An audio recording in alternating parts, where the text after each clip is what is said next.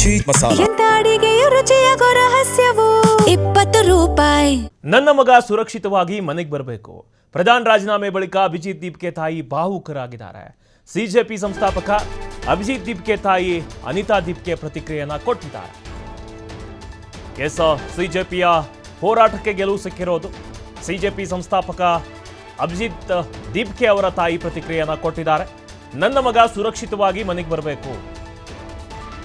ನನ್ನ ಮಗ ಅಭಿಜಿತ್ ದೀಪ್ಗೆ ಇನ್ನೂ ಕೂಡ ಚಿಕ್ಕ ವಯಸ್ಸು, ಆದರೂ ಕೂಡ ದೇಶದ ಮಟ್ಟದಲ್ಲಿ ದೊಡ್ಡ ಹೋರಾಟವನ್ನ ನಡೆಸಿದ್ದಾನೆ. ಹಲವು ದಿನಗಳಿಂದ ವಿದ್ಯಾರ್ಥಿಗಳು ಹೋರಾಟವನ್ನ ಮಾಡಿದ್ದಾರೆ. ಇವತ್ತಿನ ಬೆಳವಣಿಗೆ ಏನಿದೆ, ಮಗನ ಬಗ್ಗೆ ನಮಗೆ ಹೆಮ್ಮೆ ಇದೆ. ಆದರೆ ಮುಂದಿನ ದಿನಗಳಲ್ಲಿ ಏನಾಗುತ್ತೋ ಅನ್ನೋ ಭಯ ಕೂಡ ಇದೆ.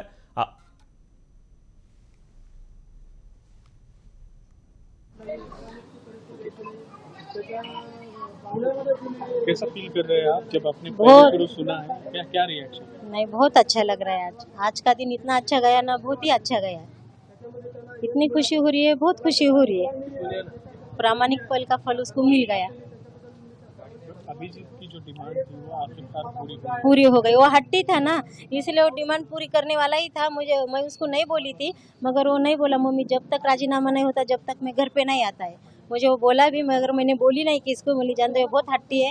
बोले नहीं मम्मी पापा हट पूरा सकते हैं, सरकार नहीं हट पूरा सकती। नहीं बोले उनको हट ये करना ही पड़ेगा। बोले बच्चों का हट है ये, उनको पूरा करना ही पड़ेगा। बोले वो जो ट्वीट था, उस ट्वीट से पार्टी बनने तक और पार्टी बनने से भारत में आके जंतर मंतर तक जो सफर रहा और आज उसका फल मिला है, तो आपका कैसा रिएक्शन रहा पहले से अब तक? क्या लगा? पहले बहुत बोले तो पहला डर लग रहा था, अपना बच्चा अकेला उधर है, बच्चों भी है, मगर थोड़ा सा डर लगा था। अभी अच्छा लग रहा है, बहुत अच्छा लग रहा है अभी।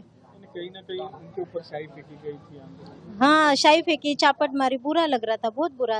कभी वो बच्चे ने किसकी गाली नहीं खाई थी, वहाँ चापट मारी जयपुर में, तो बहुत बुरा लग रहा था। जब तो इतना बुरा था, हम सोए भी नहीं थे वो दिन, तो रात भर नहीं सोए थे।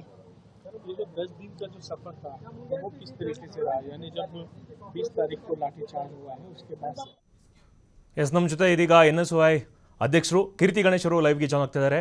ನಮಸ್ತೆ ಸರ್. ಸರ್ ನಮಸ್ತೆ ಸರ್, ನೀಟ್ ಅಕ್ರಮದಲ್ಲಿ ಧರ್ಮೇಂದ್ರ ಪ್ರಧಾನ್ ಅವರು ರಾಜೀನಾಮೆ ಆಗಿದೆ. ಸಿಜೆಪಿ ಜೊತೆಗೆ ವಿಪಕ್ಷಗಳು ಕೂಡ ಒಂಥರ ಟೊಂಕ ಕಟ್ಟಿ ನಿಂತ್ರಿ. ಅವರ ಪ್ರತಿಭಟನೆಗೆ ನೀವು ಕೂಡ ಸಾಥ್ ಕೊಟ್ರಿ. ಮತ್ತೆ NSUI ಕೂಡ ಬಹಳಷ್ಟು ಸಾಥನ್ನು ನೀಡಿತು. ಇದೀಗ ಸದ್ಯಕ್ಕೆ ಇದು ಗೆಲುವು ಅಂತ ನೀವು ಭಾವಿಸ್ತೀರಾ ಸರ್?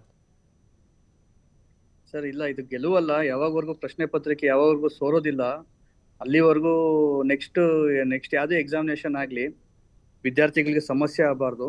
ಅಲ್ಲಿವರೆಗೂ ಇದು ಹಾಗೆ ರೀತಿ ಇರುತ್ತೆ. ಇಷ್ಟು ವ್ಯವಸ್ಥೆ ಎಲ್ಲ ಬದಲಾವಣೆ ಆಗಬೇಕು, ಸುಮಾರು ಬದಲಾವಣೆ ಆಗಬೇಕಾಗಿದೆ. NTA ಆಗಿರ್ಬೋದು, ಮತ್ತೆ ಏನ್ ವ್ಯವಸ್ಥೆ ಇದೆ ಅದು ಕಂಪ್ಲೀಟ್ ಆಗಿ ಚೇಂಜ್ ಆಗಬೇಕಾಗಿದೆ. ಇದು ನಾವು ಪರಿಗಣನೆಗೆ ತಗೊಬೇಕಾಗಿರೋದು ಏನು ಅಂದ್ರೆ ಜಸ್ಟ್ ಬಿಗಿನಿಂಗ್ ಅಂತ ಪರಿಗಣನೆಗೆ ತಗೊಬೇಕು. ಎಜುಕೇಶನ್ಸ್ ಅಲ್ಲಿ ಸಿಸ್ಟಮ್ ಅಲ್ಲಿ ಬಹಳಷ್ಟು ರಿಫಾರ್ಮ್ಸ್ ಆಗಬೇಕಾಗಿದೆ. ಸೊ ಇದನ್ನ ಬಿಗಿನಿಂಗ್ ಅಂತ ಕನ್ಸಿಡರ್ ಮಾಡ್ಬೋದು ಸರ್. ಎಸ್, ಇನ್ನೊಂದು ಕಡೆ ಸರ್, ಏನು ಕಾಂಗ್ರೆಸ್ ಮೇಲೆ ಕೂಡ ಅಪವಾದ ಕೂಡ ಬರ್ತಾ ಇದ್ವು. ಇಲ್ಲಿ ಯುವಕರ ಜೊತೆಗೆ ನಿಂತು ಕಾಂಗ್ರೆಸ್ ಕೂಡ ಒಂದು ರಾಜಕೀಯವನ್ನು ಮಾಡ್ತಿದೆ ಅಂತ ಹೇಳ್ತಾ ಇದ್ರು. ಏನ್ ಹೇಳ್ತೀರಿ ಸರ್ ಆ ಆರೋಪದ ಬಗ್ಗೆ? ಸರ್, ವಿದ್ಯಾರ್ಥಿಗಳಿಗೆ ಅನುಕೂಲ ಆಗಿದೆ. ಇವತ್ತು ವಿದ್ಯಾರ್ಥಿಗಳಿಗೆ ನ್ಯಾಯ ಸಿಕ್ಕಿದೆ. 89 ಸಲ ಕ್ವಶನ್ ಪೇಪರ್ ಲೀಕ್ ಆಗಿತ್ತು. ಸೊ ಅದಕ್ಕೆ ಒಂದು ನ್ಯಾಯ ಸಿಕ್ಕಿದೆ. ವಿಪಕ್ಷಗಳು ಅವ್ರು ಏನ್ ಬೇಕಾದ್ರೂ ಮಾತಾಡ್ಲಿ, ಅವ್ರು ಏನ್ ಬೇಕಾದ್ರೂ ಮಾತಾಡ್ಬೋದು. ಈಗ ಕೆಲವರೆಲ್ಲಾನು ಹೇಳ್ತಾ ಇದ್ರು ಇದು ಪಾಕಿಸ್ತಾನ್ ಅವರು, ಅಲ್ಲಿ ಬಾಂಗ್ಲಾದೇಶ್ ಅವರು, ಜಪಾನ್ ಅವರು ಅಂತೆಲ್ಲ ಹೇಳ್ತಾ ಇದ್ರು. ಇವತ್ತು ಜಪಾನ್ ಅವರು, ಬಾಂಗ್ಲಾದೇಶ್ ಅವರೆಲ್ಲಾನು ಪ್ರತಿಭಟನೆ ಮಾಡಿದ್ರೆ ಇತಿಹಾಸದಲ್ಲಿ ಯಾವತ್ತೂ ಭಾರತೀಯ ಮಂತ್ರಿಗಳು ಯಾರು ರಾಜೀನಾಮೆ ಕೊಟ್ಟಿಲ್ಲ. ಇದೇ ಮೊದಲನೇ ಬಾರಿಗೆ ಅಂತ ನೀವು ಪರಿಗಣನೆ ಮಾಡ್ಬೋದು ಸರ್, ತೊಂದರೆ ಇಲ್ಲ. ಬಟ್ ಆದ್ರೆ ಇವತ್ತು ವಿದ್ಯಾರ್ಥಿಗಳಿಗೆ ಜಯ ಸಿಕ್ಕಿದೆ. ಈ ಜಯ ಎಲ್ಲ ಪ್ರತಿಯೊಂದು ವಿದ್ಯಾರ್ಥಿಗಳು ಸಲ್ಲಬೇಕಾಗಿದೆ. ಎಲ್ಲ ವಿದ್ಯಾರ್ಥಿಗಳು ಅವ್ರ ಇವ್ರು ಅನ್ನೋದು ಎಲ್ಲ ಭಾರತದಲ್ಲಿ ಯಾರು ಇದ್ದಾರೆ ಎಲ್ಲ ವಿದ್ಯಾರ್ಥಿಗಳು ಹೋರಾಟ ಮಾಡಿದ್ದಾರೆ, ಧ್ವನಿಯನ್ನ ಹತ್ತಿದ್ದಾರೆ. ಇವತ್ತು ಎಲ್ಲ ವಿದ್ಯಾರ್ಥಿಗಳಿಗೂ ಸಹ ಜಯ ಸಿಕ್ಕಿದೆ.